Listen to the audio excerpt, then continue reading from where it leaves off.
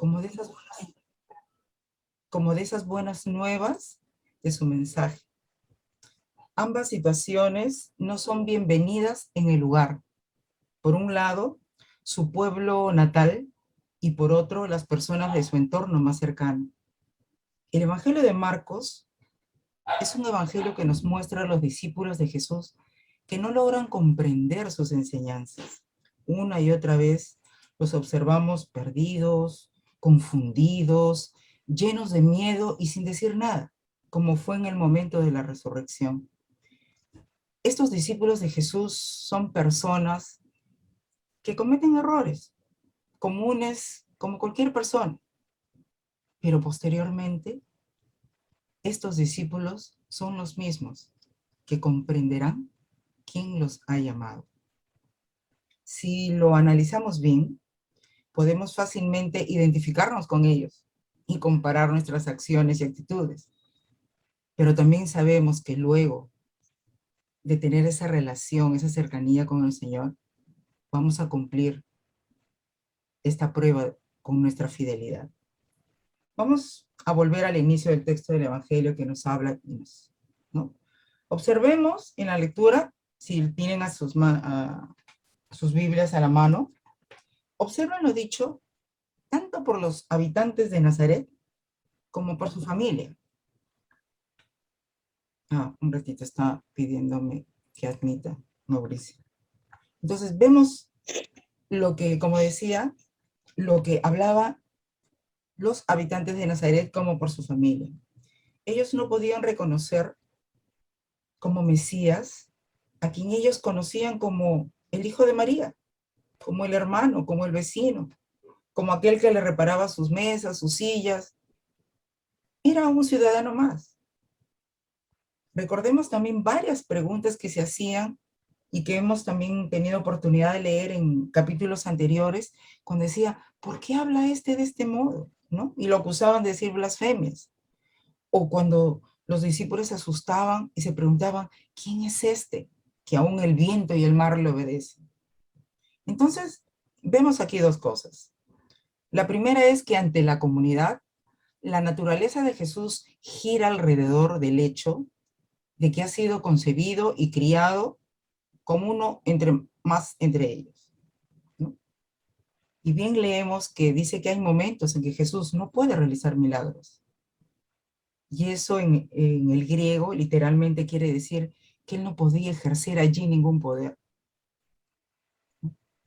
Valiéndose de las negativas de sus allegados más cercanos y de aquellos que lo vieron crecer desde su infancia, Jesús no poseía nada especial y ni aún su propia familia lo comprende. Y más bien vemos, ¿no? En el versículo 3 que ellos dicen que se escandalizaban. Era una causa de tropiezo para ellos. Y vemos que esta parte culmina con las palabras donde Jesús dice, ¿no? Que está asombrado por esa incredulidad. Quizás también está decepcionado, se siente rechazado. Y este sentimiento va a acompañar a Jesús y a sus discípulos por igual, a lo largo de su ministerio y de su crucifixión. Hay recelo, incredulidad, falta de confianza acerca de quién es Jesús. Y esto es y va a ser una sombra que no se va a apartar ni siquiera con las evidencias más contundentes, porque no todos creen y aceptan a Jesús. Entonces, vemos que la fe no es una decisión que se toma basándose en una serie de pruebas terrenales o de milagros. La fe es la confianza, es un producto de la gracia de Dios. Que la identidad de Jesús se distorsiona y lo identifican como un hacedor de milagros.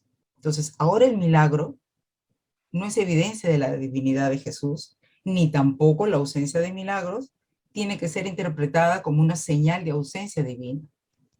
Tenemos a un ser humano, a Jesús, rechazado, aún por las personas más cercanas. Y creo que nosotros, como discípulas y discípulas que nos llamamos ser de Jesús, también debemos esperar situaciones similares. Por ello viene esta segunda parte. donde Jesús prepara en misión a sus discípulos para esta tarea dura del reino. Entonces, Jesús va dando instrucciones, orientaciones, va guiando, y todas con un significado especial. Hemos leído, ¿verdad? Señala cosas ligeras, como si fueran unas maletas livianas para el camino. Y entiéndase ello, que el Señor está hablando y les dice, cualquier asunto, cualquier situación que te sea de obstáculo, de peso para completar la misión, déjala. Y Él le da un equipaje muy importante. Le da la autoridad sobre los espíritus inmundos, ¿sí? Como vemos en el versículo 7. Y más adelante, ¿no? Se afirma que echaban fuera demonios, que ungían con aceite a muchos enfermos y los sanaban. Nada de pan, nada de cobre, como, bueno, en ese tiempo, ¿no? Se hablaba de la moneda, ni ropa extra. Lo único permitido es un bastón. Y aquí Jesús otra vez refuerza eso porque Él está convencido de que la inclinación humana de apoyarse en cualquier cosa pequeña, en cada posesión, para alcanzar esa seguridad, pone en riesgo la misión. Pues al hacer esto, lo que estamos dejando de vivir cada día, porque nos estamos apoyando exclusivamente, ¿no? En cosas materiales y no en lo que verdaderamente perdura, que es la fe y confianza en el Hijo de Dios. Es aquí cuando el bastón, ¿no? Es el, como dije, es el único objeto permitido por Jesús y cobra un significado sobresaliente. Un simple bastón, signo de apoyo para el camino, que sostiene el caminar, como esa fe que uno adhiere al Hijo de Dios, que va avanzando, que nos va sosteniendo, que nos va apoyando, que nos permite caminar, dar pasos seguros. Te pregunto a ti ahora, hermano y hermano, ¿quién es este Jesús? ¿Quién es este Jesús para ti? ¿Es acaso el Hijo de Dios que vino a salvar a los suyos? ¿Que vino a mostrar al hombre su pecado y rebelión contra Dios? ¿Que habitó entre nosotros para salvarnos y testificar de la maldad de aquellos que no le reconocen como Dios, Señor y Salvador? Hemos visto que Cristo responde a una fe sencilla y nosotros debemos estar muy conscientes y seguros de quién es nuestro Señor y vivir en consecuencia.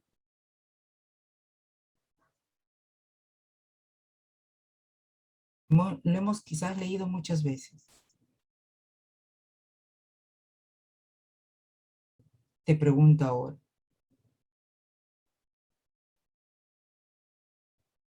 ¿honras a Jesús, al Maestro que vino a los suyos? ¿Honras a Jesús en todo lugar?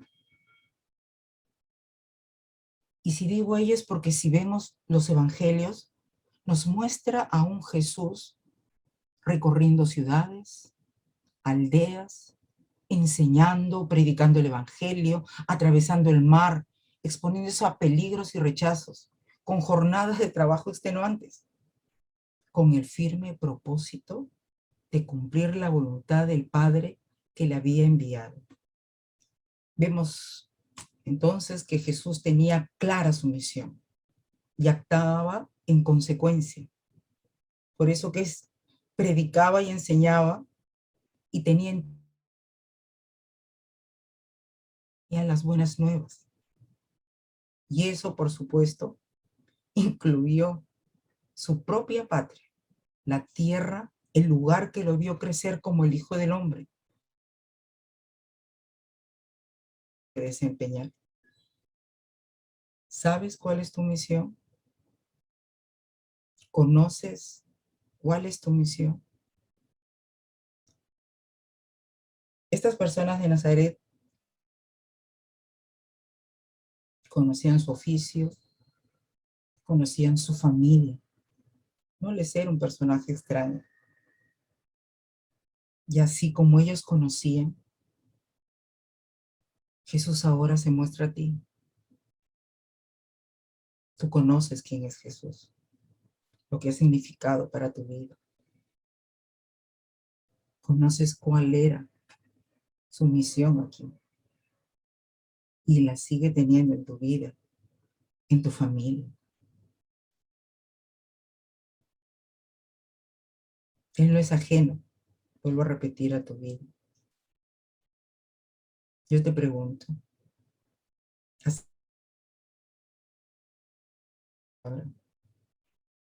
¿te has familiarizado con el estudio, con la prédica de la palabra de Dios? Sabes que eres pecador, sabes que eres pecadora y que Cristo llevó en la cruz todos tus pecados.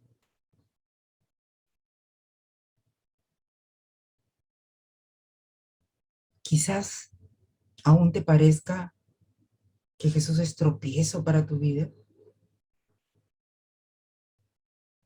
Quizás aún te sigue pareciendo Jesús una carga como para poder seguirlo y prefieres vivir tu vida y seguir o tener más estima por las cosas de este mundo. ¿Honras tú a Jesús? El Señor hoy nos llama y nos está hablando y nos pide que vengamos a Él, que atendamos este llamado que Él nos está haciendo.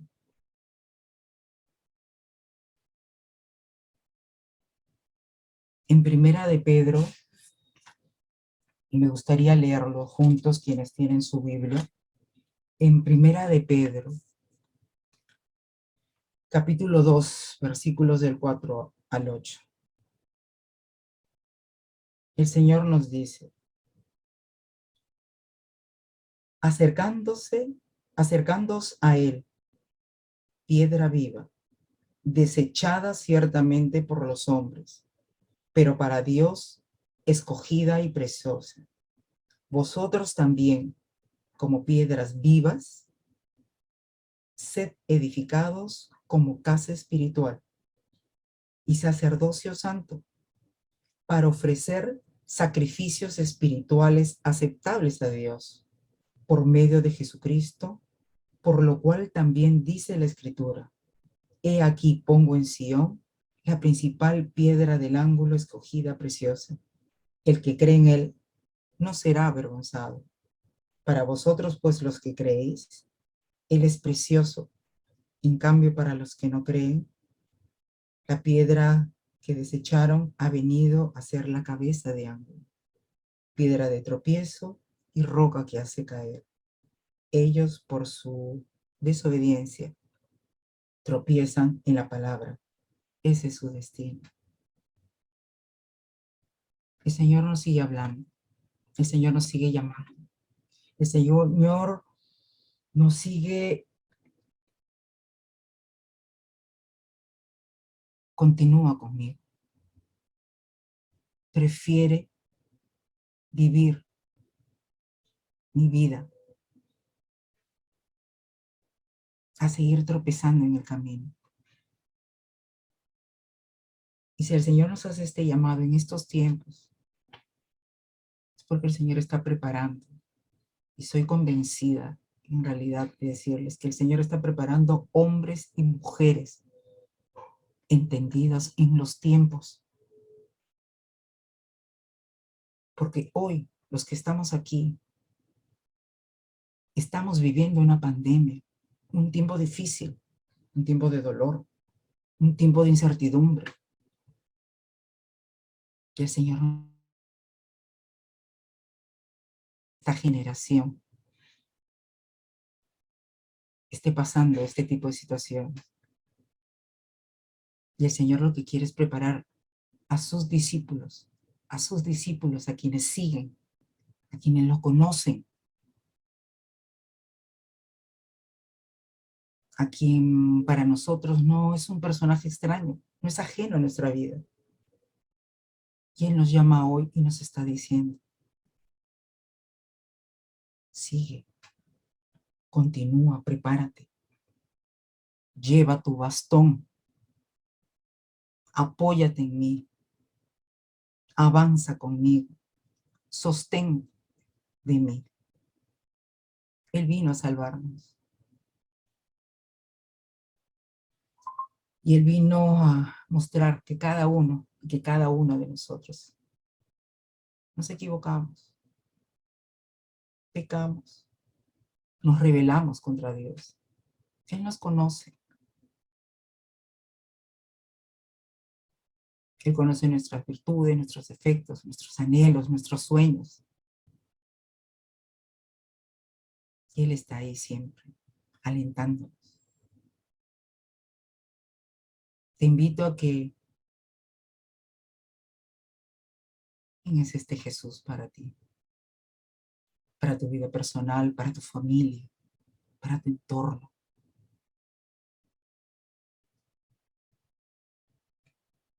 Dios es bueno y Él está en todo lugar.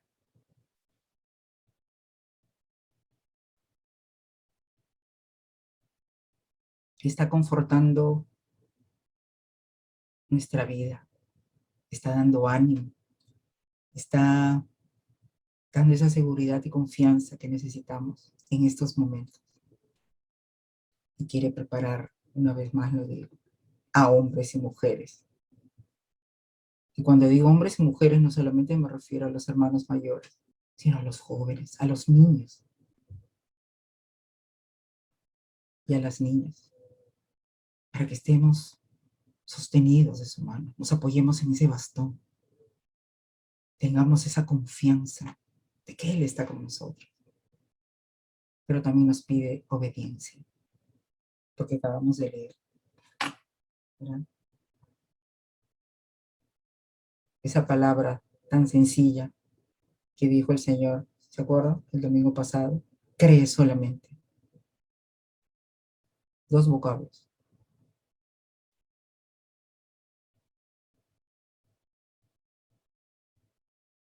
Que dicen mucho.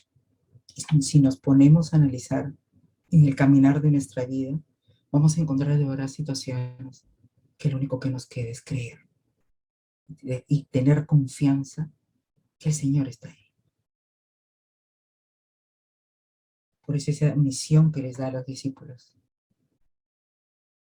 Y les da orientaciones precisas, exactas, porque Él lo pasó, Él sufrió en su familia, en su comunidad, en cada lugar donde Él iba. Pero aún así Él no desmayó, no declinó y siguió adelante, porque Él tenía una misión, tenía un propósito. Y cada uno de los que estamos aquí ahorita presentes, tenemos un propósito en la vida. Oremos para que el Señor nos lo muestre y no desesperemos, sino que tengamos esa confianza, que si Dios con nosotros, ¿quién contra nosotros? Y como leímos en 2 Corintios, ¿verdad? Bástate en mi gracia. Quedémonos también con esa palabra y que esta nueva semana que se inicia, el Señor nos siga sosteniendo, nos siga animando. Amén.